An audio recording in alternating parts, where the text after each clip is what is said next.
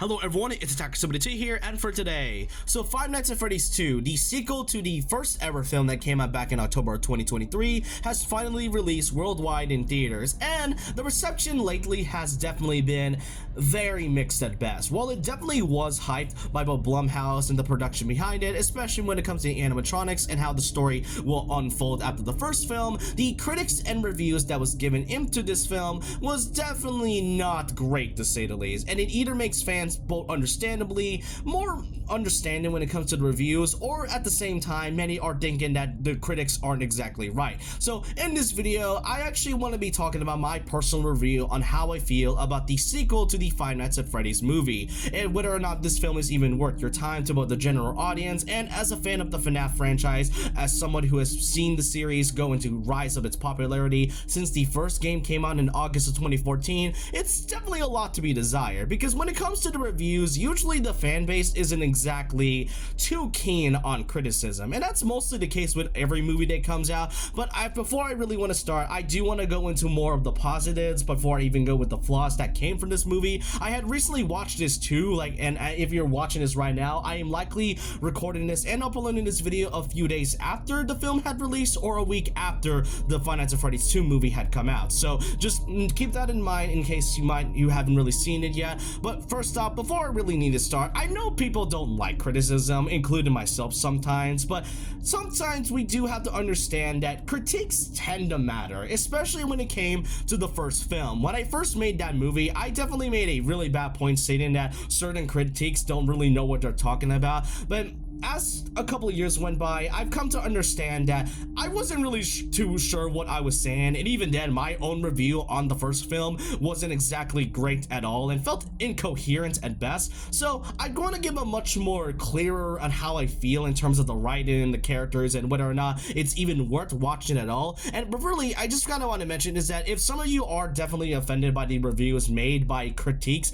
from Rotten Tomatoes or IGN or IMDb, then just go to this one specific meme here, and if you really want for a more in-depth look at the problem, then go watch Cartoonchi's video as to why the whole critiques involving around the FNAF movie definitely needs to be discussed more in terms of how people tend to talk about video game adaptations. And this happens with the Mario movie, and it's happened with the first movie, and it's definitely going to happen with the second one.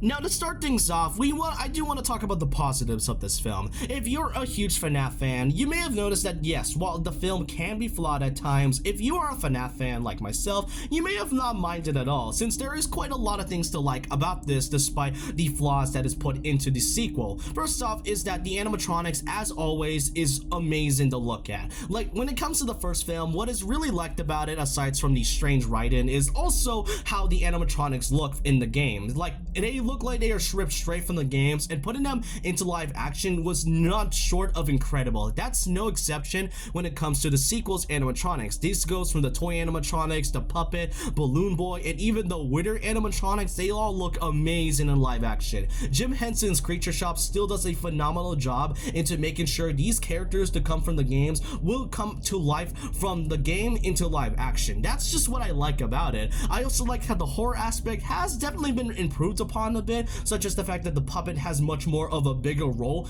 in this movie than I generally expected. And I do really like how the jump scares, while not exactly scary, I must say that they are much improved than from the first film, because when it comes to the FNAF series, it definitely lost a lot of its horror aspect as the series went on, especially when it came to titles like Security Breach and I guess Secret of the Mimic. But overall, I do like how Blumhouse did improve upon the horror part of the film that came from the first, and then put it into the sequel to make sure that it still kind of counts as horror. And really, as I said, if you're a fan of the FNAF franchise, you may have noticed the flaws, but if you turn your brain off and just have a fun time enjoying the film, then your brain will mostly think this all the time. I also think the casting for this one was definitely a bit creative, such as the fact that you got returning FNAF veterans like Kellen Goff, who voices Toy Freddy, and surprisingly, MatPat is in this one, who plays Toy Bonnie of all things. I find it to be pretty hilarious. Not to mention that Skeet Ulrich, who played Billy Loomis from the first Scream movie, also returns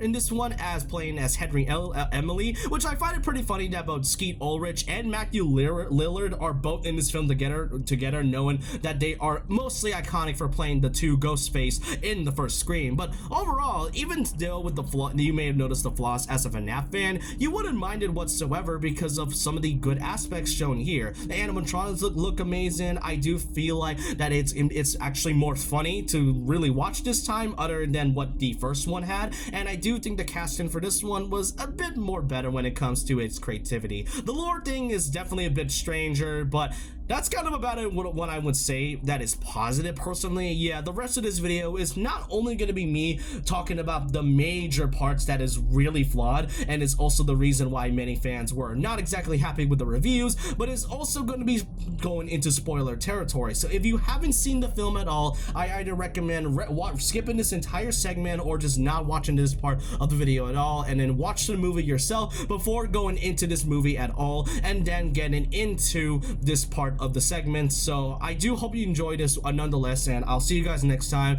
But now we do need to talk about the negative aspects of why I feel like the film, while definitely fun at best, is definitely not exactly great when it comes to the writing department.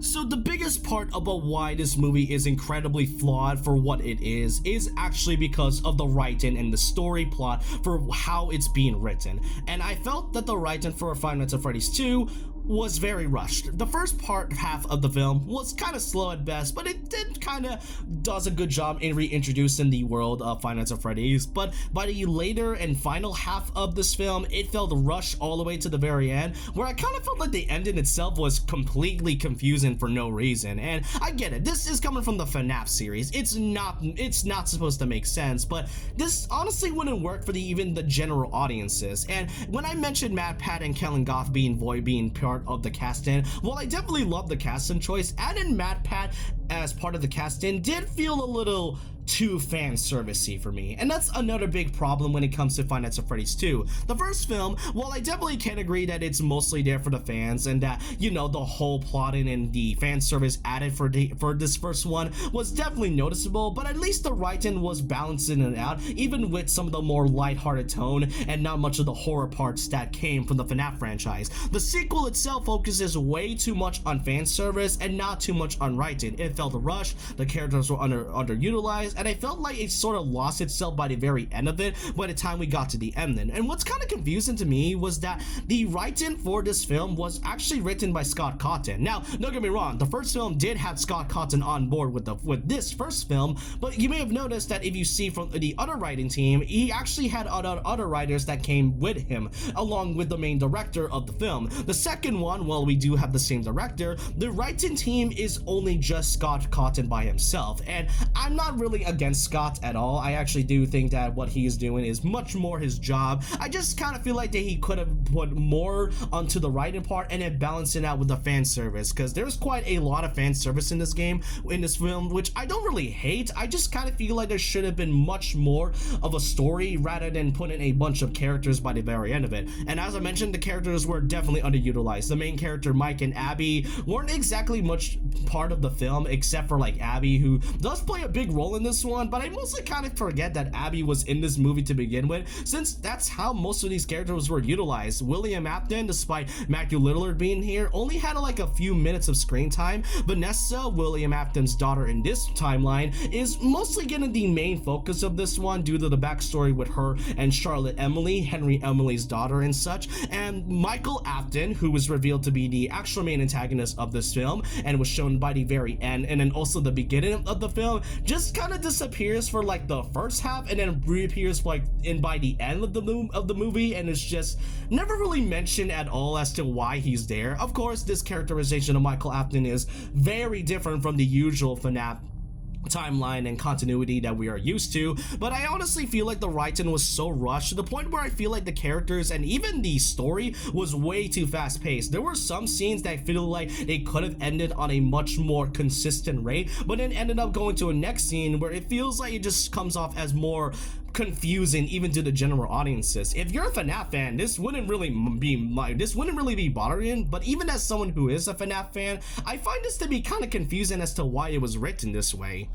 But how about the animatronics? Aside from how very cool they look and how they look like they were ripped straight from the games, how were they in the story after all? Well, I do think the toy animatronics were fine, especially the puppet. I really love how the puppet had much more of a bigger role than I expected, with the puppet possessing certain characters, including Abby by the very end of the film, but that mostly was short-lived for like a few minutes. But then we also get to the other toy animatronics. Toy Chica got the most screen time, surprisingly, out of everyone else, and then you got Balloon Boy, who was mostly there for just to be a nuisance. Mangle I could kind of understand, but I was a bit disappointed that Mangle wasn't really shown in much scenes and was kind of just there to be off-screened, and then that's about it. I could kind of get with how very strange and entangled the body looks, but I kind of wish that Mangle could have been used a bit more, and that also goes the same with Toy Freddy and Toy Bonnie. Even though they were casted by both specific FNAF veterans, I was a bit surprised that those characters didn't really do much until like the later half of the film. As I said, Toy Chica got the most screen time,